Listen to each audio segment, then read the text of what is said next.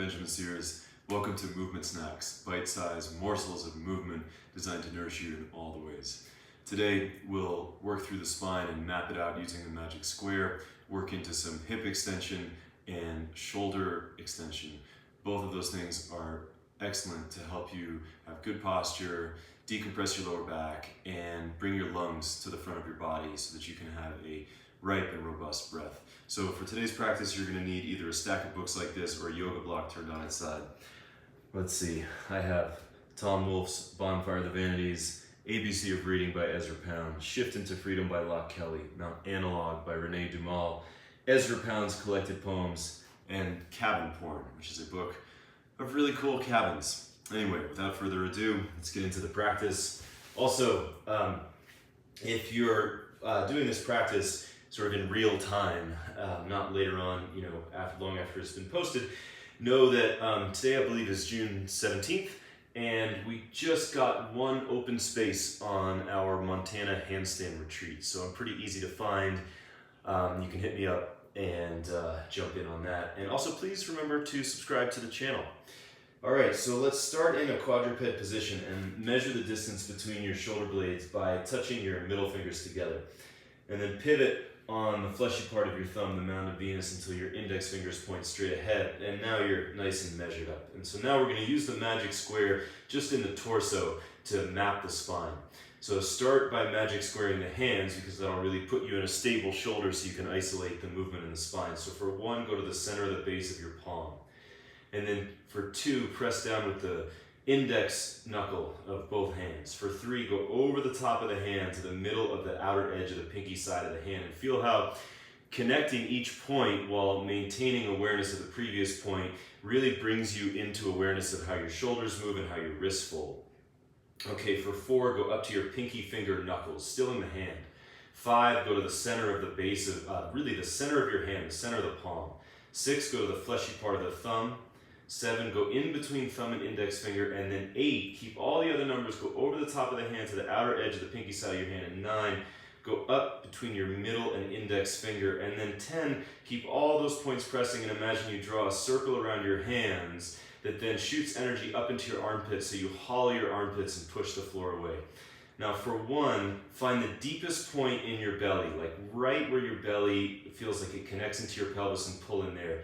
And then for 2, the right eye of your torso is your upper right collarbone. Move that out and to the right. For 3, go around your back to the bottom of your left rib cage and pull that in and up. For 4, go to your left outer collarbone and move it out to its own side. Now 5, go right to the center of your chest, your spiritual heart, and pull forward from there without losing the previous points. 6, go down, all the way down to your right inner belly. And then 7, go up to your right low rib cage. 8, go around your back to your left low belly, right above the hip bone. And then 9, come forward just below the hollow of your throat. So it really feels like your spine is moving in all directions and you're getting this nice decompression through your back. And then from there, keeping awareness of all of those points, tuck your tailbone and slowly round into cat pose. And then taking your time, maintaining like full embodiment through your hands and spine, glide your nose forward, your chin back, pull your heart forward, and arch through your entire spine. But take it slowly and move from the back of your head using the head to heart loop, which just means that there's a point from the back of your head to your third eye to the front of your heart that activates the middle of your upper back. Nice. And then we'll magic square the whole body just 1 time to bring you back into a more neutral spine. So 1, tailbone down. 2, take your right eye out to the right. 3, go around your back and push down through your left hand. 4, left eye moves out to the right. 5, go to the center of your chest. Now 6, move your right sitting bone out and around to its own side. 7, push down with your right hand. 8, go around your back to your left hip. And then 9, third eye comes a little bit forward. So let's keep that spine, walk your hands a little bit forward, take your feet a little bit back, and then bend your knees and lift your hips, and come up to downward facing dog. Press from your right knuckles to the ball of your left foot to lift your hip. Press from your left knuckles to the ball of your right foot to lift that hip. And then some of you can pull your ribs in and put your heels down at the same time, feeling all the connection and grid-like awareness that you have through your spine now. And then let's take it forward and back 5 times. So inhale to come forward, and as you come forward, drive the balls of your feet into the floor, and exhale to go back. And as you come forward, pull with your hands so you keep your armpits hollow. Nice. So I said we're gonna get right into hip extension. So step your right foot all the way to your right hand. This is gonna be sort of a modified sun salutation. And then press down with the ball of your back foot and pull back with the toes of your front foot so that it's like you're steering your pelvis to the left. And then come up and put your hands on your front knee. Get your back leg as straight as you can get it. And then inhale and bend your right knee without bringing your upper body forward. So the bend in this knee should straighten out your back and put more intensity in the hips. And then straighten your right leg. So we're going to do that on a breath count. So inhale, bend. Exhale to straighten, push through the ball of the foot, and try as you straighten your leg not to come out of this front knee. So it's going to be challenging. You're going to feel a lot of work in the hip, but use your right butt to straighten your right leg so that every time you straighten your leg, you stand up a little bit taller. Nice. And then fold forward by pulling back with your front foot. Bring your right hand down and your left arm up, and pull with your right hand just to bring you into a twist. Good, so if you pull your right low belly down and tuck your tail just enough, you're gonna feel how the activation of your right leg helps you to lengthen the right side of your back. And then bring your hand down, and we're going right onto the side of your body. You can put your hand underneath your head. We're gonna do a controlled articular rotation of the hip here. Put your right hand on your lower back so you feel it stays flat. Inhale, pull your belly down, bring your knee up to your body, and then bring your knee out to the side. Now pause here. This is kind of like what we did last week. Internally rotate your hip by leading from the outer part of the ankle, and then circle your knee until your knee drops almost to the floor behind you. Bring your knee forward and up into your body. Now we're going to change direction. So this time, inhale into your belly and make more tension throughout your body so you make internal resistance. And as you reach your heel back, tuck your tailbone so you feel that same action in your right butt. And then lead from the outer ankle, lead from the inner ankle, knee to your body, and one more rotation in that direction. So tuck your tailbone, heel back, lead from the outer ankle, lead from the inner ankle, bring your knees together. Good. And then we're going to come up onto the side of your body in a side plank with the outside of your left knee and left shin down, and open this right hip. Now, take an inhale into your core and pull your pubic bone towards your low rib so you straighten out your back.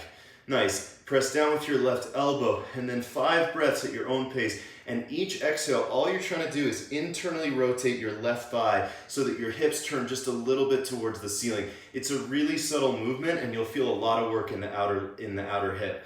So I like to put my hand on my left butt to feel that butt is working to turn my pelvis into internal rotation.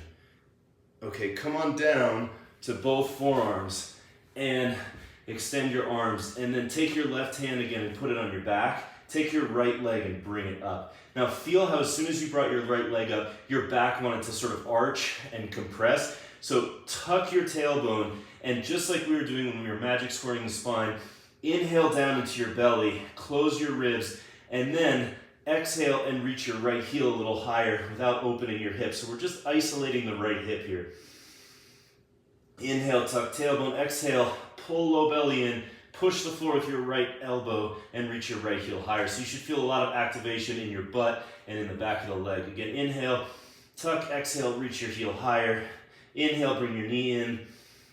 Tuck your tailbone, pull low belly in. Exhale, reach your heel higher. One more like that. So we're not pulsing.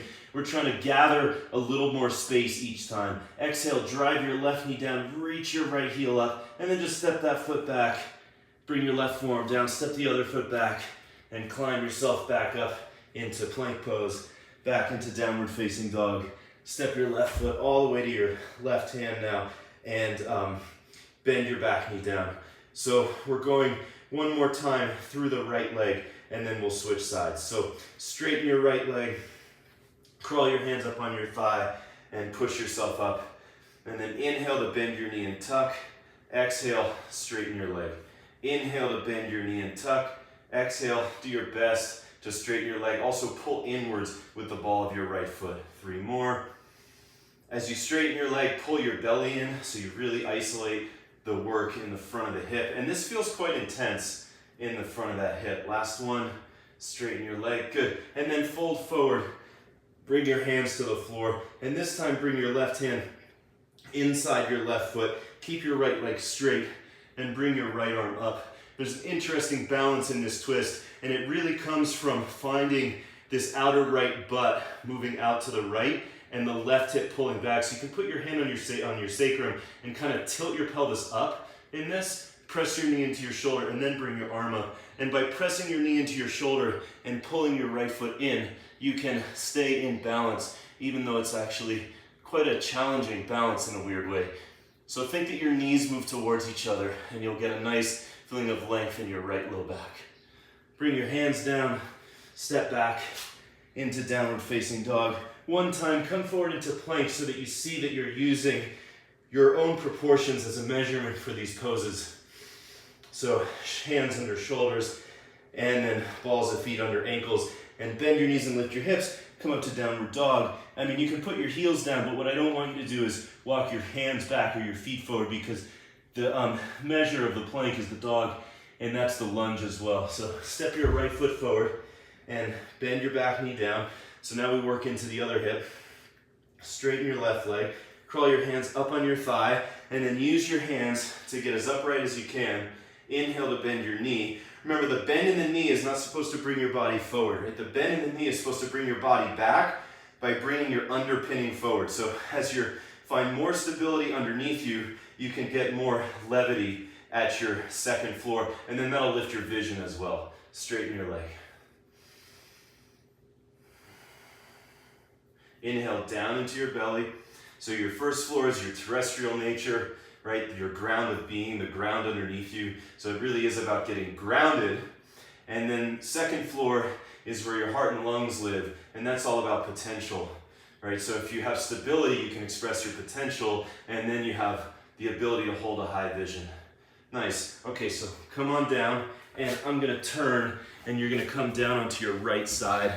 So just like this for the controlled articular rotation of the hip, left hand on your low back, left knee up to your body, out to the side. Internally rotate your hip by leading from the outer ankle. Keep your back straight so your core really stays involved. Circle your knee behind you. And then bring your knee up to your body again. Now we change direction. So leading with the heel up to this point. And now you just lead from the outer ankle. So the end point, or the circumference, is always the point from which you lead. Now you lead from the inner ankle. Good. And then swipe your knees together. Now put a little more tension in this one. Tighten your abdominals, tighten even your opposite arm, and just create more internal resistance so there's more afference. In other words, so that your brain is paying more attention to what you're doing and being a little bit more willing to allow you to change and make adaptations. Come on up, sweep around, and come back into plank, and then into downward facing dog. Nice. And then you're just gonna come down onto your knees and bring your forearms to the ground here. So now, left forearm stays down, right hand goes to your lower back, lift your left leg up, and then again, avoid this position of, relaxing your core, because we want to isolate the hip and not let your back do all the work. So use your hand on your back to feel when your back muscles feel engaged and when they feel relaxed. And instead, strengthen the front, and then press down with everything touching the floor. Each exhale, lift your heel higher. Remember, we're not pulsing and coming down. We're trying to use more of a ratchet effect. So a little higher and hold. And then on every inhale, reapply your belly. And every exhale, reach your heel a little higher. Inhale, reapply your belly. Bring your knee in and your ankle out. Exhale, reach your heel a little higher. Again, inhale. Exhale, reach your heel a little higher. Last one. Exhale, heel goes a little higher. Good. And then this time, spin around again, come onto your right side, and lift your left knee up. So I'm on the outside of my leg here, not right on the top of my knee. Pull down, pull back and press down with your right elbow, and tuck your tailbone, lift your chin. You can put your right hand on your, your left hand on your right butt. And then with each exhale, we're just trying to turn the pelvis a tiny bit towards the ceiling without losing the long, straight lower back. So imagine this thigh bone turning upwards towards the ceiling just a little bit. So this is a great sequence to get all the sides of your hips working. And every exhale is just a slight turn of the pelvis upwards. Nice, so come on down. And then just spinning so it's easier for you to see. And step back to plank pose, into downward facing dog. And then we're gonna take the right foot forward again, one more time. Bend your back knee down, crawl your hands up on your thigh, and straighten your front leg. And then 5 of these, knee to the floor, and then try to straighten out. Your leg might not straighten all the way, just do the best that you can, and I would prioritize sort of straightening out your lower back over straightening your leg. So if straightening your leg makes you go like this or like that, then just, as long as you're feeling that you're activating the back of your hip and getting this powerful stretch in the front with these pulses, that's fine. Last one, bend your knee and then push from your front foot as you try to straighten your back leg. Nice, bring your hands down onto the floor, step to plank pose, put your knees down, and one time, round your back, and then arch just from the upper back. So tailbone stays down and low ribs stay in, and pull with your hands to bring just your heart forward. Hollow your armpits by pulling inwards with your chest muscles. Nice, and then take it again up to downward facing dog and step your left foot forward. So this time, we're gonna make the lunge a little shorter, okay? And this is where you're gonna start to use your props. So take your stack of books or your yoga block if you have one, and put it right in front of your knee. And I know that this might be a little uncomfortable for your knee, but you're not gonna be on your knee for very long. Instead, tuck your back toes, and just warning you, you're gonna have to use some strength for this. So what I mean by that is when you inhale down into your belly and create a level of pressure there that gives you a feeling of real force and stability to come up. So inhale, hover your knee, and then pull your knee forward into the books while tucking your tailbone. I didn't lie when I said this was gonna be a lot of work. Good, and then hold that for 10 seconds. Keep trying to pull your knee forward.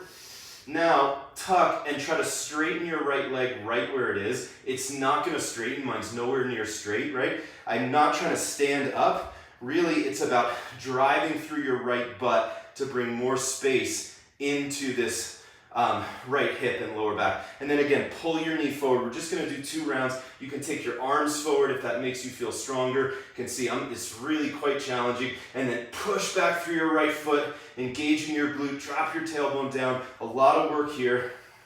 Low belly in for 5, 4, push a little harder, 3, 2, 1. Nice, come down. So, sorry about that, but it should really give you the feeling of isolated hip extension. So now, this next piece I think is really interesting.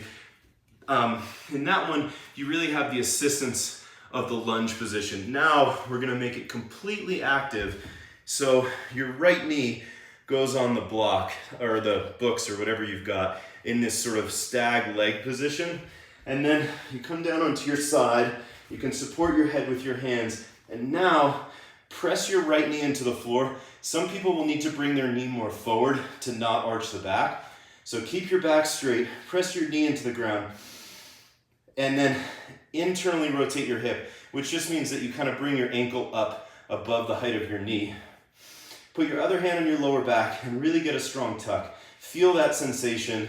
Keep pressing your knee down. Now take your right hand to your upper outer right butt, this little rounded area of the top outer edge of your butt. And we're gonna try to activate that for 10 breaths while reaching back through your heel. So keep your legs straight, and then each exhale, feel this upper outer butt stuff and really try to get it to fire up. And it's actually quite hard. I feel my hamstring contracting a lot. I have to really drive my knee down and use so much low belly, because if I don't use my lower belly, my back's gonna take over, and then this little piece right here won't work. So about 5 more breaths here. Try to keep that little tiny muscle popping out. You have to really tuck your tail and pull your low belly in. 4 more. You can exhale through your mouth for this, that's okay. Oh, I just got it again. Last one. Nice. All right, so that combination of hip extension with internal rotation is really powerful for the health of your back. So let's do the other side now. Take your right leg forward and bring your left knee up against your, tool here. So we've got two 90-degree angles in the legs. I realize this might not be comfortable for the knee, but remember we're going to hover the knee very quickly. So the key is not from here, but from here, and it's going to feel like a lot of work in your legs. So just steel yourself and know that a little effort gives you the opportunity to experience some grace. So take an inhale, hover, good, and then pull your left knee forward into the block. We do each piece for 10 seconds. Keep the strong tuck. You can even put your hands on your thigh. And then next inhale, start to push your heel backwards as if you're trying to straighten your leg. It'll pull your knee away from the blocks. And that should really put a ton of work in your butt and a lot of stretch in the front of your hip. And pull low belly in. Good. Now, pull your knee forward and get more tuck. So you might have to drop your knee down, but don't put it on the floor. 3, 2, 1. Inhale. Left fist forward and push back through your left heel. Imagine that you could straighten your leg without changing the position of your spine. Keep your knee moving in. Nice, bring your knee down. And that one really is a doozy. Okay, so come onto your side and then take your blocks and set yourself up in your stag position. Wonder if there's anything important in there. And come onto your right side. So here we go. Line up your body with your knee. So I'm just giving you a slightly different angle on the view here.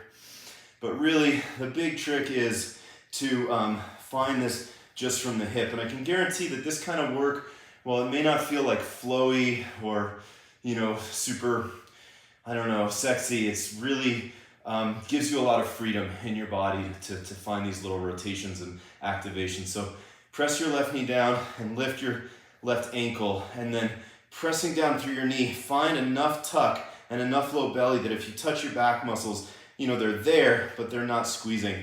And then we're going to take 10 breaths. Left thumb goes to upper, outer, and sort of slightly back part of left butt. And keep pressing back through your left foot. And try to keep this part of your hip engaged the whole time. So pull tailbone down. Press your knee down.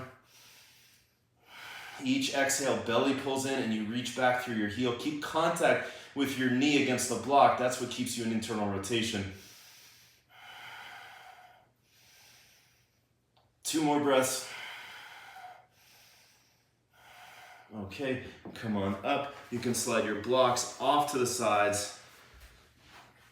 And then just come down to a kneeling position. Now, if kneeling is uncomfortable for you, you have plenty of options. You could put a pillow underneath your hips.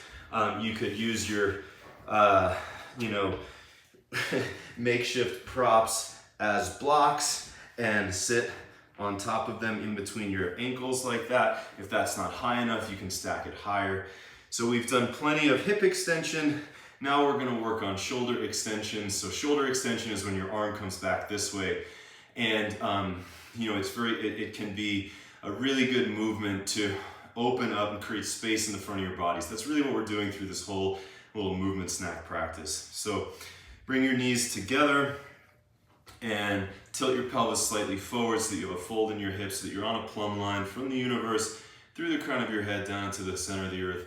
So that part of you goes down, a part of you goes up. And put your tongue on the roof of your mouth. And bring your arms by your sides, palms facing backwards. So the first movement here is not to reach your arms back, but pull your shoulder blades together. And then moving from the shoulder blades, pull your arms backwards. And only pull your arms backwards as far as you can keep your shoulder blades together. So we don't want this sort of compensation in this drill, because again, we're trying to isolate specific rotations and in so doing, turn on specific tissues. So now bend your elbows and put your fists right at the height of your sacrum. It might be lower if you have less range of motion. And then press your fists together, let your elbows come forward for a moment, and then pull your shoulder blades backwards. So elbows come forward, shoulder blades backwards. So it's a little internal rotation with shoulder flexion. And then inhale and pull your fist off of your back from the back of your shoulders.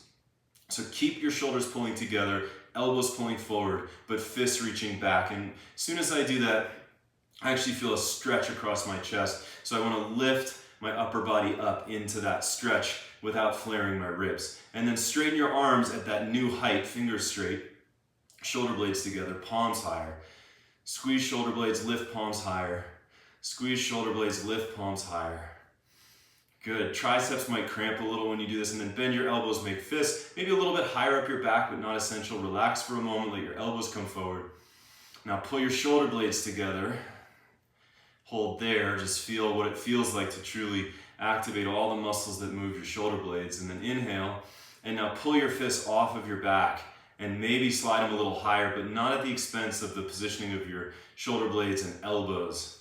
So keep pressing your fists together, so that you actually get a little activation of the chest muscles in the stretch. And then last round, straighten your arms, stay with me. I can't see you, but I'm sure you're doing great as long as you're making effort, right? So effort is about vigilance, it's about paying attention. It's like making a fire, you have to gather the wood, you need good fuel, you need a good place, and then you have to watch the fire to keep it moving, bend your elbows, put your hands on your back, and grace is something that comes through your effort. So let your elbows come forward. There's a moment of grace here, a little just moment, and then squeeze your shoulder blades together. Take an inhale and pull your fists off of your back, maybe a little bit higher. Reach them backwards, elbows forward and shoulder blades together. Nice. Reach your fists a little higher. Good. Elbows a little forward, shoulder blades back. Now from here, keep your hands behind your back. You have two choices. You can either interlace your hands like that behind your back. That's going to be the option that requires less range of motion. Or you can slide your hands up into reverse prayer and try to seal the entire hand together from the index knuckles all the way over the top of the hand to the pinky side of the hand. Either hand position is fine. If you can't access either of those hand positions, bring your hands into prayer in the center of your chest. And then close your eyes. Take an inhale of fire up your back. Acknowledge your efforts. Get to the top of your head. And let grace as water rain down the front of you, finding your deepest point. Because grace will always find you when you're at your deepest point, when you need it the most. From underneath you, again, inhale up your back till you get to the top of your head, image fire rising. Exhale down the front of your body, grace descends. Continue that breath pattern. Make it spherical so there's no real pause between the inhale and the exhale. Effort just consistently turns to grace. And then as you experience grace, you're motivated to make more effort.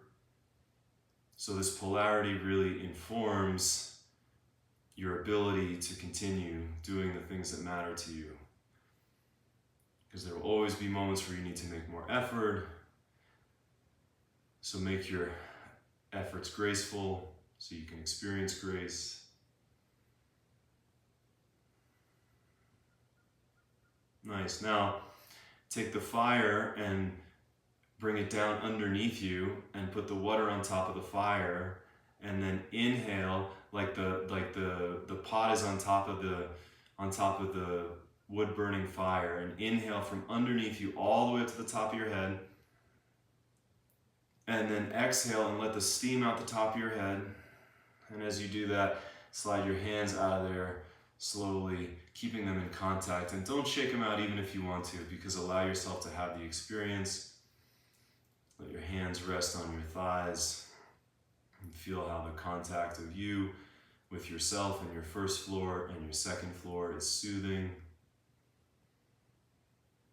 Put your tongue on the roof of your mouth where you would say love or light, and be soothed by the connection of your ability to articulate with your ability to have vision. And hear the sound of your own breath in your ears, and be soothed as you would be soothed by the sounds of the ocean.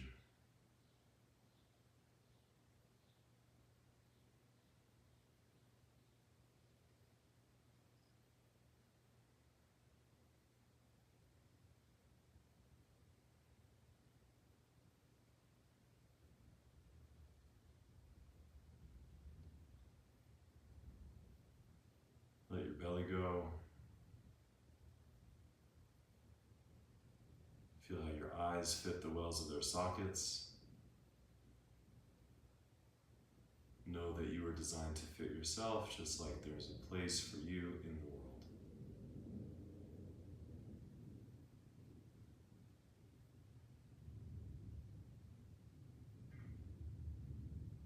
You're welcome to stay in meditation. Whatever you choose to do. I'm going to open my eyes now and wish you all a wonderful rest of your day or evening. Peace.